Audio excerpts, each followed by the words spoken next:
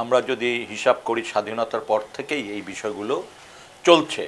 কখনো কখনো এটার মাত্রা আমাদের সহ্য সীমার বাইরে চলে গেছে যখন এটা নিয়ে হইচই হয়েছে।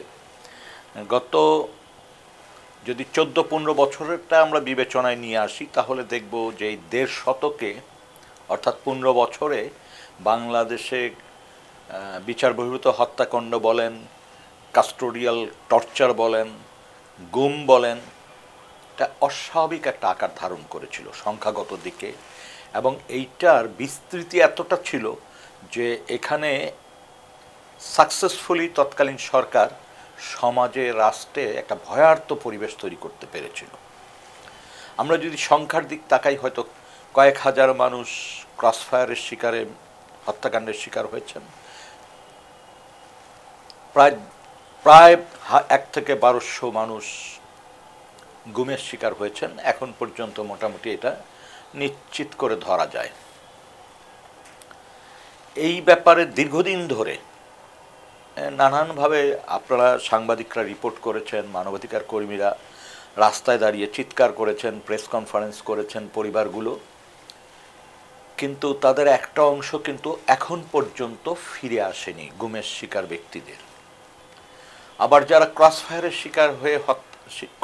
শিকার হয়ে মৃত্যুবরণ করেছেন তাদের বিষয়টা কিন্তু এখন পর্যন্ত সেইভাবে তদন্তও হয়নি, মামলাও হয়নি, বিচারও হয়নি। তো এরকম একটি অবস্থা যখন চলছিল, এটা তো শুধু বললাম বিচার বহির্ভূত হত্যাকাণ্ড, কাস্টোডিয়াল টর্চার এবং গুমের বিষয়। এর বাইরে মানবাধিকারের যে বিষয়গুলো আছে, নারীর প্রতি সহিংসতা বলেন, শিশুদের প্রতি সহিংসতা বলেন, রাজনৈতিক দলের জনসভা পণ্ড করে দেওয়া বলেন, স্বাধীন মত প্রকাশের ক্ষেত্রে বলেন, সর্বক্ষেত্রে গত 15 বছর নানাভাবে বাধাগ্রস্ত হয়েছে। শুধু বাধাগ্রস্ত নয়, বিচারও চাওয়ার কোনো উপায় ছিল না। যারা স্বজন হারিয়েছেন তারা যেমন বিচার চাইতে পারেননি, যারা গুমের শিকার হয়েছেন তাদের স্বজনরাও এই কথাটিও বলতে সাহস পাননি। তারপরও যারা যারা কথা বলার চেষ্টা করেছেন, মানবাধিকার কর্মীরা প্রায় প্রতিনিয়ত এই বিষয় নিয়ে কথা বলেছেন এবং তার ফলশ্রুতিতে তাদেরকে পে করতে হয়েছে, তাদেরকে অনেক ক্ষতিগ্রস্ত হতে হয়েছে।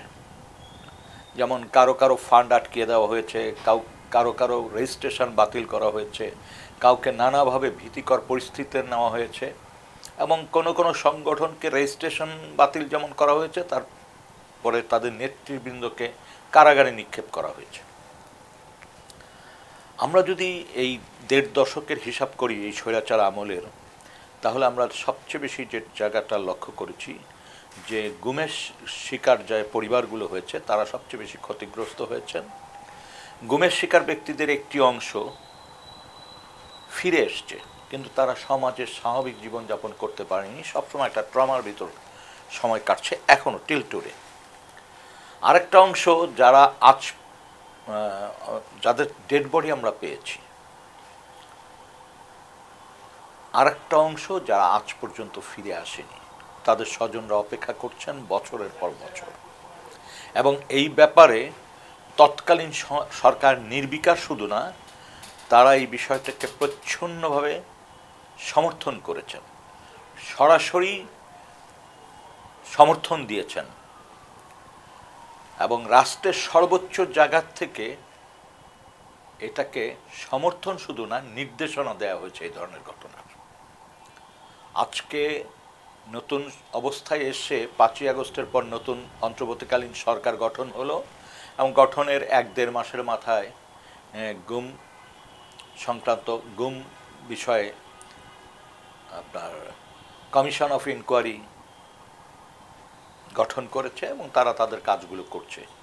ইতিমধ্যে তারা সংবাদ সম্মেলনের মধ্য দিয়ে অনেক বিষয় খুব পরিষ্কার ধারণা দেওয়ার চেষ্টা করেছেন। আমরা আশা করছি যে খুব শিগগিরই এই ব্যাপারে আরও বিস্তারিত জানা যাবে। আমরা এই 1.5 দশকে শুধু যে এই সংখ্যাগত দিকটা দেখেছি তা না, আপনি অবাক হয়ে যাবেন যেই সমস্ত জায়গায় মানুষদেরকে আটক রাখা হয়েছে, সেটা গুমের মানুষদের যেমন আটক রাখা হয়েছে, আবার অনেককে ক্রস ফায়ারে দেওয়ার আগে আটক রাখা হয়েছে, অনেককে মিথ্যা সাক্ষ্য দেওয়ার জন্য আটক রেখে পরবর্তীতে সাক্ষ্য গ্রহণ করে তারপর কারাগারে পাঠানো হয়েছে। এবং যেই সমস্ত সেলেদেরকে রাখা হয়েছে, আমি অনেকগুলো সেল সম্পর্কে আমার একটা ধারণা হয়েছে, এই টেবিলটার চেয়ে হয়তো আর 6 ইঞ্চি বড় ছিল, পাশে লম্বায় এর সমানই বলা যায়, বা এর চেয়ে আরও 6 ইঞ্চি লম্বা। মাছ এই এক পাশে আবার মানে টয়লেটের ফ্যাসিলিটিস ছিল, টয়লেট বলা যাবে না, ফ্যাসিলিটিস, মিনিমাম ফ্যাসিলিটিসটা ছিল। অর্থাৎ এক পাশে ড্রেনের মতো অবস্থা ছিল, অথবা কোনো কোনো জায়গায় আপনার ওই প্যান বসানো ছিল। তাতে দেখা গেছে আমরা মেপে ঝোঁকে যেটা দেখেছি যে 4 ফিট থেকে 4 ফিট, কম বেশি 4 ফিট জায়গা ছিল যেখানে তারা শুতে পারত। তো একটা মানুষের উচ্চতা যদি হয় 5.5 ফিট, সে 4 ফিট বা তার চেয়ে কম জায়গায় কিভাবে ঘুমাবে? তো এরকম একটি ব্যাপার। তার মানে হচ্ছে এই ব্যবস্থাটিই ছিল নির্যাতনমূলক। অথচ আমাদের কনস্টিটিউশনে পরিষ্কার লেখা আছে যে মানুষকে কোনোভাবেই কোনো অবস্থাতে নির্যাতন করা যাবে না। কিন্তু দেখেন, একটা মানুষকে যেভাবে রাখা হয়েছে সেটার মধ্য দিয়েই কবরের যে অবস্থা, সেই অবস্থার মধ্যে তাকে ফেলে দেওয়া হয়েছে। আলো বাতাসহীন একটি কক্ষে দিনের পর দিন, মাসের পর মাস, বছরের পর বছর তাদেরকে আটকিয়ে রাখা হয়েছে। তারপর কেউ কেউ দিন রাত্রের তফাৎটা খুঁজে পাননি, শুধু খাবার যেটা দেওয়া হতো রুটি বা খিচুড়ি সকালে, সেইটা দেখে তারা অনুমান করতেন একটা দিন তারা পার করেছেন।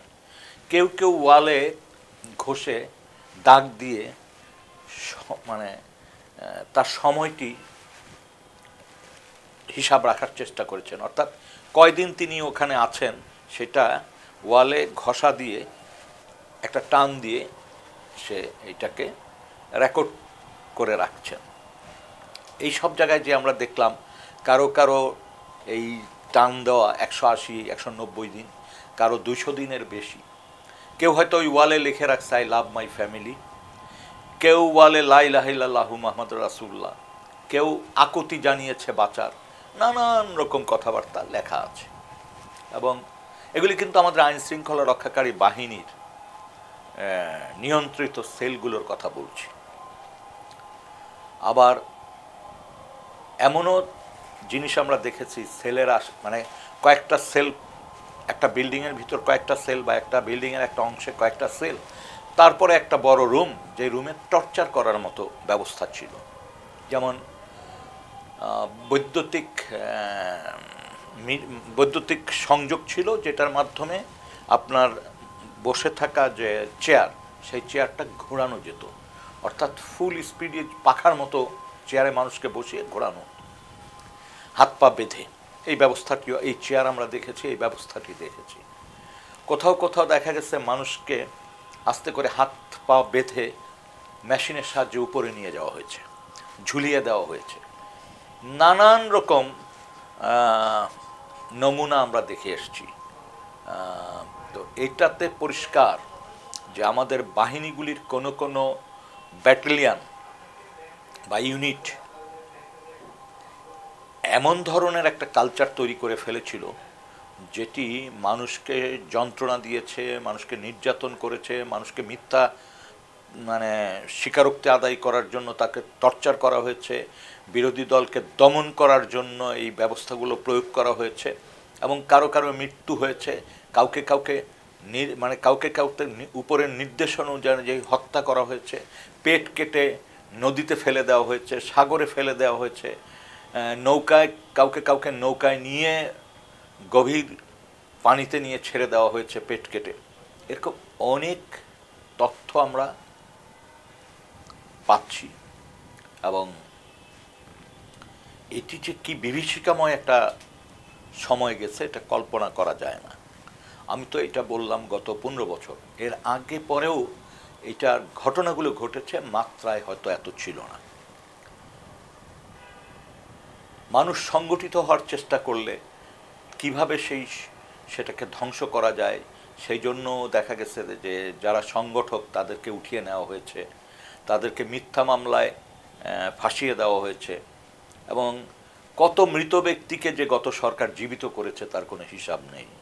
অর্থাৎ মিথ্যা মামলা দিয়েছে মৃত ব্যক্তির নামে। তো এটা এক ধরনের মানে মৃত ব্যক্তিকে জীবিত করা হলো। আবার অনেক ক্ষেত্রে আমরা দেখেছি যে শিশু, নারী কেউ কিন্তু এটা থেকে বাদ যায়নি। এমনকি গুমের শিকার নারী, 15 সালে গুমের শিকার হয়েছেন কক্সবাজারের মেরি রেবি, সে আজ পর্যন্ত সেই রেবি ফিরে আসেনি। সে তাকে যখন অপহরণ করা হয়, তার সাথে তার 9-10 বছরের একজন মেয়ে ছিল, তাকে সহ অপহরণ করা হয়, গুম করা হয়। প্রায় 30 ঘন্টা পর ওই মেয়েটিকে রাস্তায় ফেলে দেওয়া হয়। আর সে রেবি কিন্তু এখন পর্যন্ত ফিরে আসেনি। সেই 15 সাল থেকে এখন পর্যন্ত কক্সবাজার বাড়ি ছিল। তাকে অপহরণ করা হয়েছিল আমাদের বাস টার্মিনাল, যেটা না আমাদের গাবতলী বাস টার্মিনালের, বাসের নাম বাস টার্মিনালের এখান থেকে তাকে তুলে নেওয়া হয়েছে একটা কাউন্টার থেকে, এবং এখন পর্যন্ত তার কোনো হদিস নেই। এরকম অসংখ্য ঘটনা কিন্তু আমরা বিভিন্নভাবে জেনেছি, সরাসরি পত্রিকার মাধ্যমে, পরিবারের প্রেস কনফারেন্সের মাধ্যমে আমরা গত 1.5 দশক এগুলি জেনেছি। এগুলো নিয়ে যখন আমরা প্রশ্ন করেছি, কমিশন গঠনের কথা বলেছি, তখন আমাদেরকে এক ধরনের তুচ্ছ তাচ্ছিল্যতার সাথে বিবেচনা করা হয়েছে, এবং যে ভিকটিমগুলি তাদের সম্পর্কে এমন তুচ্ছ তাচ্ছিল্যভাবে তাদের সম্পর্কে বলা হয়েছে যে তারা ঋণের দায়ে পালিয়ে গেছে, কেউ পরকীয়া করে পালিয়ে গেছে, বা অন্য কোনোভাবে, তার মানে তাকে ঘৃণা ছড়িয়ে দেওয়া হয়েছে। এবং এমন কিছু ঘটনা আছে গুমের সাথে যুক্ত, যে ঘটনাগুলি এই মুহূর্তেই প্রকাশ করার সুযোগ কম। এটা আরও খোঁজখবর নিয়ে আমার মনে হচ্ছে এই জিনিসগুলি আমাদের জাতির সামনে দেয়া দরকার। কারণ একদিকে গুম, একদিকে ঘৃণা ছড়ানো, একদিকে একটা ভিকটিমের জায়গা 5 জনকে ভিকটিমাইজ করা বা 3 জনকে ভিকটিমাইজ করা, এই যে কিচ্ছা কাহিনী গল্প, এটি আইনশৃঙ্খলা রক্ষাকারী বাহিনী, বিশেষ করে র্যাব এবং সিটিটিসি যেভাবে চালিয়েছে, এটা কল্পনার বাইরে।